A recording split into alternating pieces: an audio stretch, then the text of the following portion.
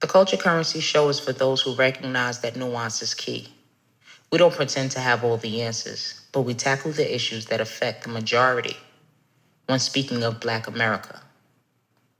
Our discussions are informed by the host's personal experiences and insights, and we're always open to evolving our perspective as we gain new understanding.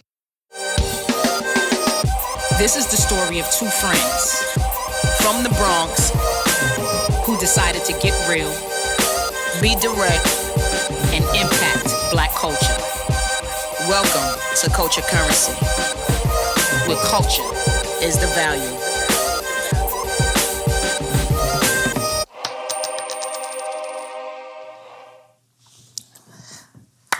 How you doing today? Good morning. Grand Rising. Yeah.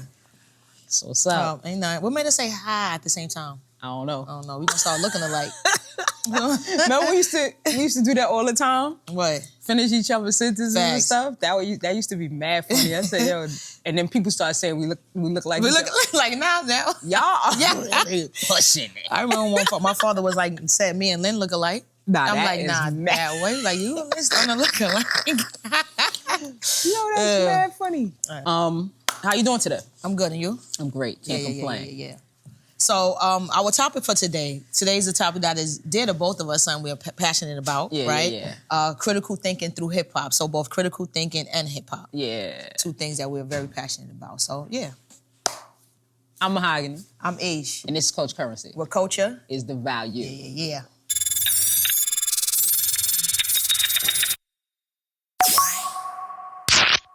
Let's define critical thinking. Okay. Right?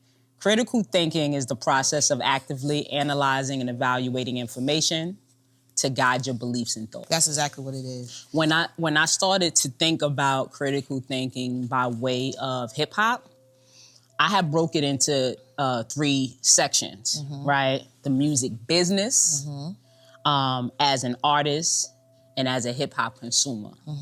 Critical thinking in all of those realms. So I am excited to have this discussion. When I thought about critical thinking through hip hop, I just went into just my life of critical thinking through art.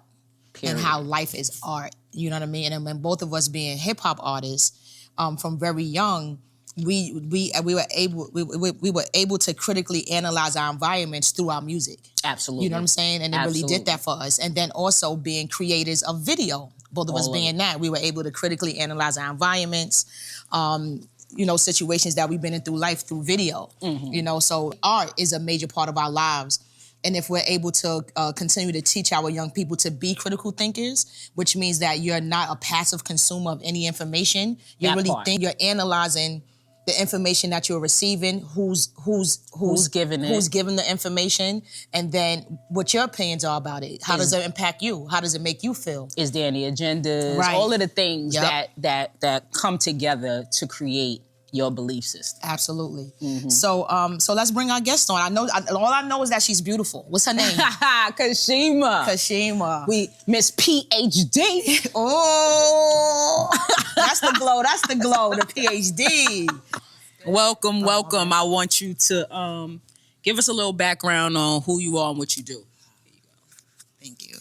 Kashema Hutchinson, PhD in urban education, bachelor's in PR and advertising, master's in sociology, born and raised in Brooklyn. When it comes to hip hop, like everyone else, fell in love early in the game and been carrying it through my whole life in any and everything that I do.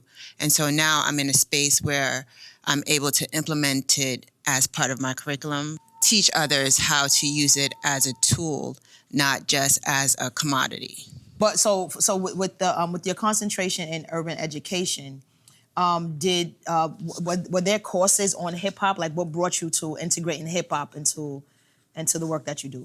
No, it wasn't. Hip hop wasn't even a topic. I was just like, everything that I see here, hip hop has its own translation. So just slowly by slowly, I started to erase the dominant theories, the dominant narratives, the worldviews that we were taught. And I was just like, F that. All the things that you're researching from an outside. I know from the inside and the outside. So I'm going to flip this because this is what we do in hip hop. I'm going to remix it. And then after that, it wasn't even a remix. It was like, this is the root. This is the culture. And I'm going to grow through this. And I'm able to connect better and articulate better because of hip hop. So what ages are you engaging with in your classes, and how do you find critical thinking is showing up within those spaces? 10th grade and up. And it's not how it shows up, it's how I bring it. And so it's more or less like the fifth element is knowledge of self and community. And we're talking about, Ish, you said, how you break things down, but then like, how does it impact you? And it's always a reflection. Whatever you do, you're always going to internalize something because of who you are. So we could look at the same thing and have different experiences. Absolutely. Right? And so hip hop tells you that, right? There's a term called epigenetics. Are you familiar? No. But you do know what it is. Okay. And this is how I approach it. I throw out a term to my students, like in hip hop, we say we're a product of our environment. Right? So epigenetics means the expression of a gene because of nature and nurture. Right? So you could have a latent gene inside of you, but due to your environment, it will express in a particular way. Right? And so when I'm having these conversations, now there's like, oh, the language and the terminology are different, but they mean the same thing. And so this is how I just bring it through. Nice. So basically what you were just saying is the way that your nature can be impacted by how you're nurtured. Is that what it is? And how that shows up differently. Yeah. It's dope. You're super engulfed in hip hop, and that's how we met. We met through an event where there was a nice the dialogue, the conversation that took place at this event was just, it felt great. I watch as you speak about your works through a hip hop lens, and it was very intriguing. So I want you to give the audience kind of a feel of what is Kashema's intention with the conversations that you are building and putting out. All of my conversations, especially Black and brown students, is to see the value in themselves. Nice. All of them, without hesitation.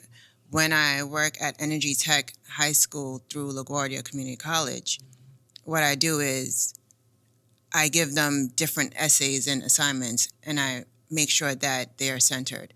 I learned while getting my PhD, if your least marginalized student is not represented in your work, you're not doing the work. The most marginalized, my fault, right? I have like syllabi, I should say, that make sure I hit different groups, right? And it doesn't matter what group, because hip hop has something for it. Right? And it's not to say that hip hop is the healing of everything, but it will point you in a direction, right? It will guide you. It'll help you to assist you in being able to articulate and connect, most importantly, because it's coming from a place of marginalization with power. We found our voices and built up from that. Got it. So are you teaching young people to rhyme, or are they breaking down notable lyrics? Yeah, I'm not going to teach you how to spit bars because there's so much more to hip hop. And so I do something with content analysis with a quadrants. And I help them to see that the brain is so complicated and fascinating, just dope, right? And so like you can see something and your brain is doing 5 or 6 different things with that one visual, right? And so I'm teaching them how they're thinking, because race, politics is such a prevalent thing, and most of my students are not Black. But how do you see race, and how do you see yourself within the conversation of race? And so I will show them a photo of indigenous people, but they're African, right? And I was like, tell me what you see. And I'll wait. They don't want to say that they see Black people. They don't, I've done it at like regular college students and then high school college students. They don't want to have that conversation. And then so I pull it out of them. What's happening here? How do you understand? How do you speak about race? right? Because hip hop has a way that we articulate race because it's so prevalent to our existence. And then I say, this is what you're seeing, this is what you're understanding. And I said, you had a response to it that was physical that you didn't even realize happened to you. You have a response that's connected to your culture, to your values that you didn't realize you had to that image. You have a response that the systems told you about, right? Including in the newspapers and the media on how you saw that photo. And that's why you didn't say anything the first time I asked you. And so now they're just like, so now you know yourself, going back to the fifth element in knowledge of self and community. And I said, that's why there was a hesitation. And so you need to know when it's happening, how it's happening, and why it's happening, and how to have conversations. So who is your demographic and the young people that you serve? Ideally, it would be Black and brown, but because of how it's done, it's Asian and Latino from like Astoria and those areas. So they're not really like immersed into Black culture. They're in their own culture, which is cool. Right. Because I have something called critical karaoke.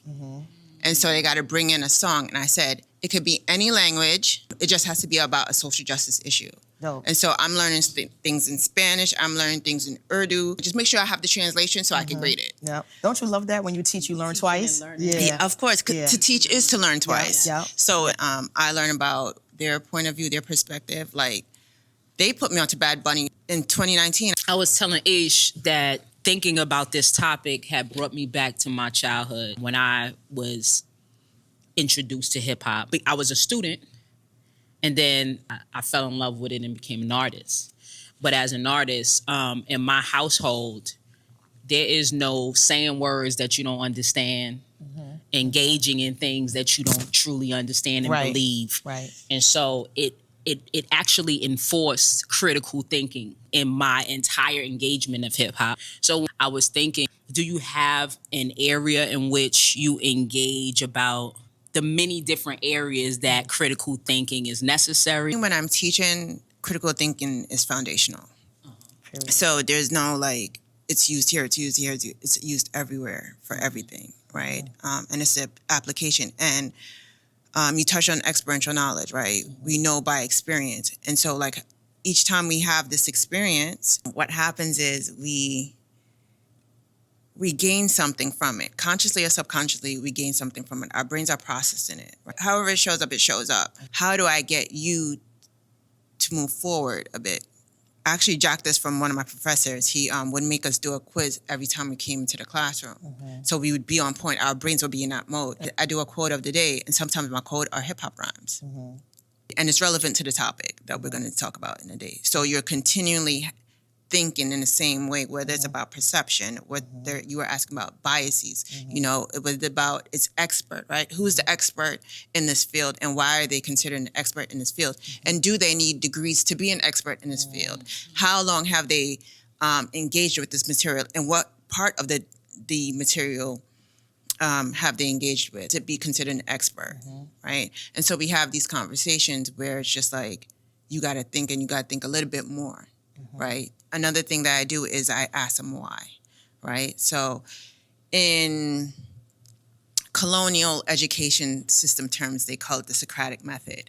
But Socrates went to Kemet for 12 years to study the Socratic method that he teaches us, that Plato wrote about. So I flipped the script and I'm like, delete Socrates, we talking about the Kemetic method, and this is how it gets down. And I'm just saying, why?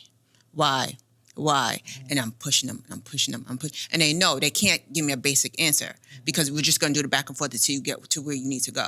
What's funny about what you just said is it took me back to raising children.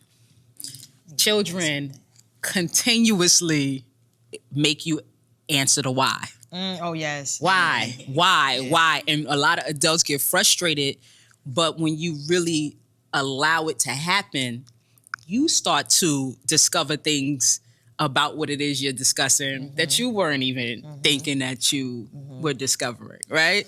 So that's pretty cool. I just want to say that it's so crazy. I remember being in college and I dropped philosophy class. I was tired of the why. Like, why do y'all keep, y'all weirdos? Everybody keep asking the question, we answer it, and then there's another question, I got aggravated. I was there for about Probably about 2 weeks. I was out. I'm like, I'm done Most with this people do class. get aggravated. But in this, it had framed as a full-grown adult, understanding the importance of question asking. At that point, I didn't. I was just annoyed by it. Yeah, that's funny. Listening to your method makes me want to take your class. Mm-hmm. It's pretty dope. Yeah. Yeah. You dope or whatever. I'm teaching a course called Winter Wonderland that starts March 11th. It's a 6-week intensive course where we take the classic novel, The Coldest Winter Ever, Yes. and then we mix it with Sylvia Wynter's ideology and concepts of being human, right? And then, of course, there's Joan Morgan, there's Ebony Janice, where we have other Black writers and social critics, and we mix it all in. And of course, hip hop. That's who I am. Mm-hmm. So, and in that course, what happens is we're looking at the humanization of a 17-year-old Brooklyn girl, right? The issue that I found with this book was that the reviews erased her identity as a 17-year-old girl. And what they did was they adultified her and then called some people calling her a sociopath. Some people, it was like, wow, and I was like, you know what? Yep. Enough. So in Winter Wonderland, we reached that threshold of what does it look like to humanize a Black young girl? The only person in The Coldest Winter who actually humanizes Winter is her dad. What does that look like? And of course, knowledge of self and community. How were you looking at Winter? Yep. How many Winters do you know? Are you Winter? Are you Winter, right? And I learned a lot more about myself in creating a course when I did it in the summertime. And so now I'm coming back in the wintertime for Winter Wonderland, and I'm teaching it to humanize Black women and girls and saying, let me show you how the world has effed up. That's fire. That's fire. That's really dope. There's another book. I'm sure you've read it, or at least familiar with it. Damn, it's about Black girls in suspensions. The Pushed Out? Pushed Out. Yeah. Is that something that you It's also in it. integrate? Perfect. It's in sounds it. relevant. Yeah. Perfect. Because I'm thinking, like, even in us thinking about Winter, tell me if you could relate. Like, I forget that Winter was 17 myself. When I think about the characters, I think about the state of her mother. I think about, what's the guy's name? Midnight. But you're not thinking about there was this young girl going through all of these things, navigating the world in that way. I forget that Winter was 17. And that's how the world sees us as Black women. They forget that we're young. I mean, not us. I mean, we kind of, old at this point. No, but I'm saying, but forget that we're in adolescence and we're just navigating, Figuring it out. Just figuring it out like everyone else. How did we forget? Why did we forget? When we talk about how patriarchy and colonialism seeps into our mental and in the things that we do that we don't even realize that we're enacting it again. Yeah. Like I will go into my class and I'll have them write a particular essay. And I was like, y'all know y'all racist, right? And they're just looking at me and they're just like, what? Because they don't realize that a lot of things they've absorbed, right? Because I remember, mind you, I told you it's predominantly Spanish and Asian students. And a lot of my Spanish papers were talking about, at the time, there was an incident with a Venezuelan man and he had committed a crime. And so they started to talk about, Venezuelans. I was like, do you know they just pick a country to target? Today's Venezuela, tomorrow's your country. You do realize that. And I was like, matter of fact, I'll look up and I'll tell you when your country was a target. When it's you, it's different, right? Yeah. Does any of your style come from Jane Elliott? Yeah, have similarities. Come from where? Jane Elliott, the white woman who did the brown eye. Oh, Jane Elliott. Oh, yes, Jane Elliott. I thought you said Jane and Elliott. I don't know what I want. She has a more narrow focus, but it's similar style. So, because I identified this conversation by way of my childhood, it made me think of the fact that during our youth, we had such a variety of styles in hip hop that allowed us to really identify ourselves, which is something I see that you're doing with your work. And I remember being able to bop to a Milk, right? Milk is chillin'. And it was just a bop, right? Then you had the Rakims who had depth of lyrics, but also knowledge of self. Then you had the Tribe Called Quest, who were very culturally ingrained, right? And then you had people like Public Enemy, who were very politically, aware, right? face. I could go on and on. We had the Queen Latifah and the Black that was woman's my point idol of right view. there. All doing something very different, but all very hip hop, right? So you're leaning in different directions for different reasons, and you're able to really analyze why. Like, why did I connect to this person versus this person? Why is this, like, one of my favorite songs of all time is Self-Destruction, right? And when you see who I am as a person, it makes all the sense in the world. Right? So I say all of that just to say I was fortunate enough to have that from the hip-hop lens growing up.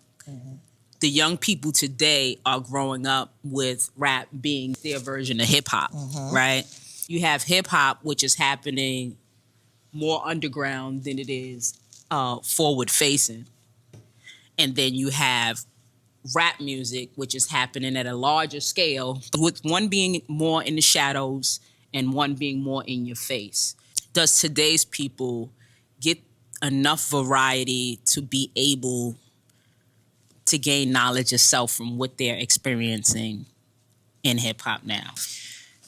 That's a loaded question, because what you did is you brought up multiple things. One, you brought up the golden era of hip hop, where no two albums, no two artists were alike. Even when they battled each other, you knew they were different, right? Kane versus Rakim, they were different, but also, of a particular tier. Then you bring up the commercialization of rap music and the labeling of what's hip hop, what's rap, what's the distinction, right? We're talking about hip hop as a culture, then we're talking about hip hop as a commodity, and we're talking about rap. You're talking about the authenticity, you're talking about the creativity, you're talking about what's commodified, what's not commodified, then you're talking about the social engagement. And it's important for us as educators to know and understand that hip-hop will always bear mirror. If you give me 20 mainstream songs, I'm either going to do an aggregate analysis or an individual analysis or a comparative analysis. Meek Mill used to annoy me. When we had like Zunes and iPods, right? I went to my homeboy's house, and because he had all the music. I think it was a Dream Chasing, right? And he put volume 2 on it. And I was like, do I need to listen to this? He was like, you need to listen to this. This is 2012, right? I'm not an educator at this point. I'm just I'm hustling. Literally. And I came back to my PhD and I started to learn about Maslow again. And as I'm reading Maslow again, I said, there's levels to this. I switched and I was like, let me listen to this. So the whole entire theory that Maslow wrote in like 12 pages in an article, Meek did in 3 minutes. Meek is mainstream. Meek is that guy. And so when we play Dreams and Nightmares, there's a connection there. Mind you, he's still mainstream, right? And so what happens is we hear about the dreams and we hear about the nightmares within the song, and we can relate. Whether or not we hustling rocks or not, we still can connect. As I said, hip-hop is a mirror. So we all have that common experience of wanting to do better and striving to better, right? And having beliefs in it, right? I used to pray for times like this to rhyme like this. I used to pray for this to do this. If I wasn't praying, say I was an atheist, I know I have this belief, right? This belief to do this. You still had goals, right? Right? You still have that belief. And so I can still take that mainstream hip hop song, flip it and say, we're looking at values, we're looking at consumerism, we're looking at this, and where do we stand when we're having this conversation? There's a time where trends happen, right? So if it's sexually explicit, what's happening in society? Because there's something that's happening in society. When they was coming at hip hop for disrespecting women, Howard Stern was having naked women at his radio station, right? But we weren't looking at Howard Stern, we were looking at the rappers. Right? But hip hop was mirroring what was happening in society, what was being normalized. Right? Every time there was an Epstein conversation, there was also a Puffy article. You see what I'm saying? And so like we can look at the industry, we could look at the culture, we can look at the music that's coming out, and we could always go, hip hop is a microcosm and also a reflection of what's happening. Right. So even if we agree or disagree with it, we know that hip hop has a pulse on it. Right. We know that if the industry's pumping out this type of music, this is happening. It's current event news is really... What made me do was sit, stop, and listen. And so I went back to that album in 2012, and I was like, oh, nah, Shorty's onto something. Mm-hmm. And this agitation that he has is his anger that he's processing. Right, he's not just yelling. He's not just yelling, he's processing. Right. But for me, when I was like, yo, Shorty's doing too much right now. I'm not ready. But he's going through the most. That's what that is. Right. I had to sit, stop, and listen. It's learning how to process that. If the women are talking about this sexual revolution in any space of capacity, what else is happening outside of that, right? What's happening outside with these young girls? What's the message that's being sent here? So this brings me back to one of the comments you made. You brought up, you said to your students, you know you're racist, right? Because you're only thinking about yourself, and we don't think about something unless it's us. So when we think about, for example, these ICE raids and that task force, I was talking to my stepdaughter, and she was showing me some stuff online. She was like, ICE is here, they're here, they're here. And I said, would you like to go to some protests and things like that? She was like, no, because this is for the Spanish people, right? And I said, well, it's been us forever. You know what I mean? Our lives we've been water raided, ICE raided, prison industrial complex raided. It's always been us, but we can't turn an eye on to somebody else because that can be us next. And also Americans are being snatched up in there, so it's important that we care about these things. So you're just helping me rethink like how to even address these issues and what is happening to make sure that our young people are thinking about it. I mean, I haven't heard any music about it. So does that mean that, you know what I'm saying, that our artists are not caring because they're Black artists and they're not thinking about the Latino community? Is that what it is?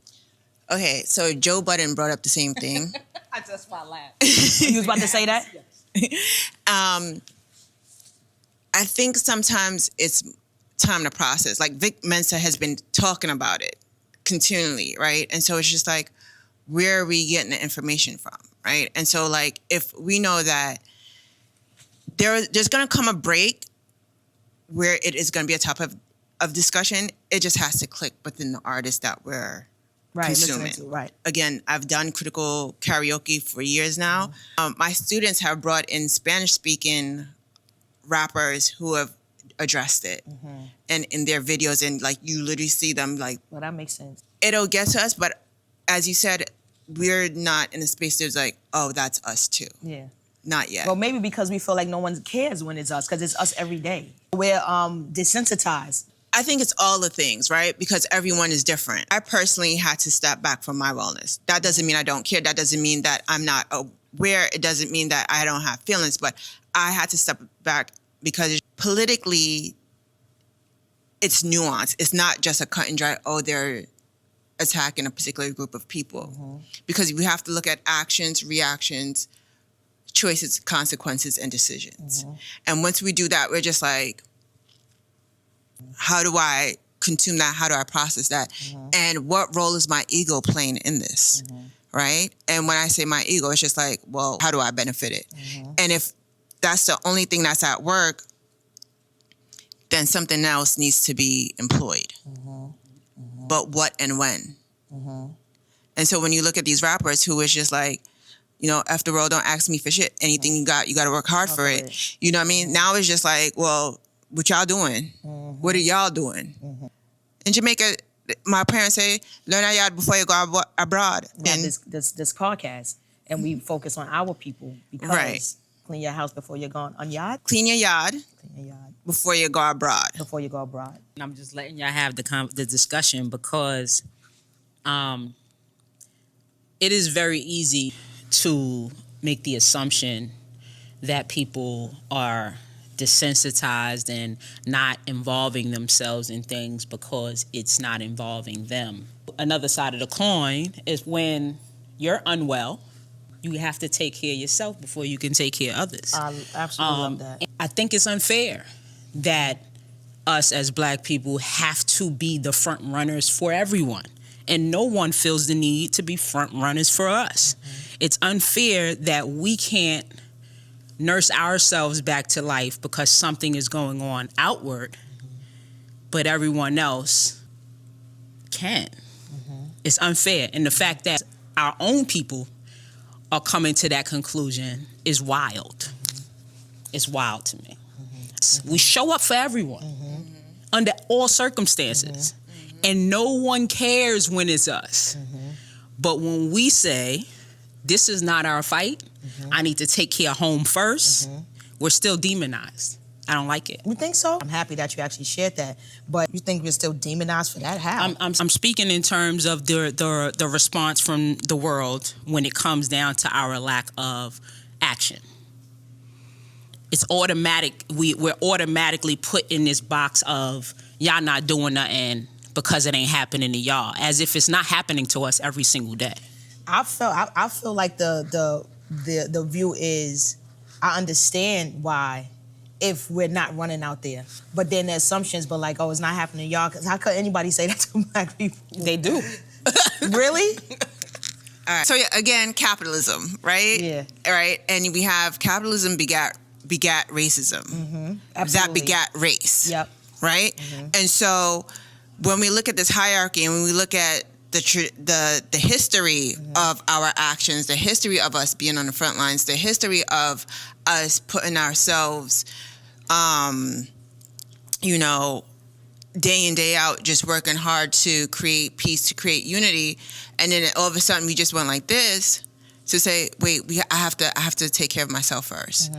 Everyone was just like, where are y'all at? And I was just like, well, we are here doing what we need to do in the conditions that you created, right? Because last time I checked, we were the 92%.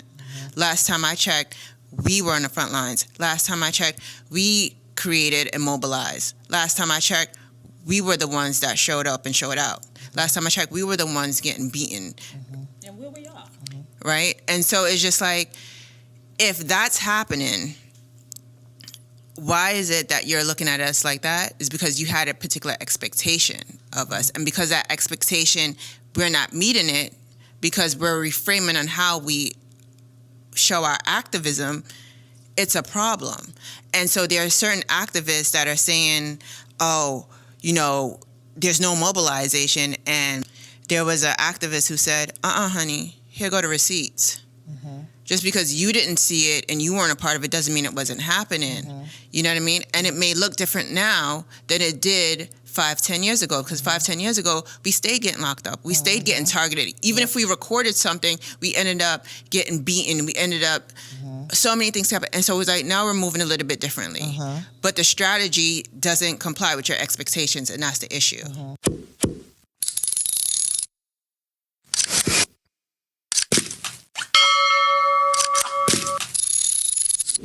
Thank you for that. I guess sometimes I'm in my bubble, right? The struggle that I have is being basically the CEO of an organization that serves 65% Latino young people. And so being a black woman and having that, I have a responsibility to do something a little different and serve my kids. So my level of engagement with this current fight has to be not just reassessed. I have to do something to make sure that they're okay. That's what I'm serving. When you say you have to do something, the question is, what are you doing? That's what I'm trying to figure out. And actually, I wrote a couple notes based on your conversation and what you're doing through hip-hop about the history of these types of struggles. How do we support each other through, you know what I mean? So that's how I'm thinking about it. I teach critical race theory. And I do what is called a community cultural walk. And you just take one step forward, take one step forward. Yeah.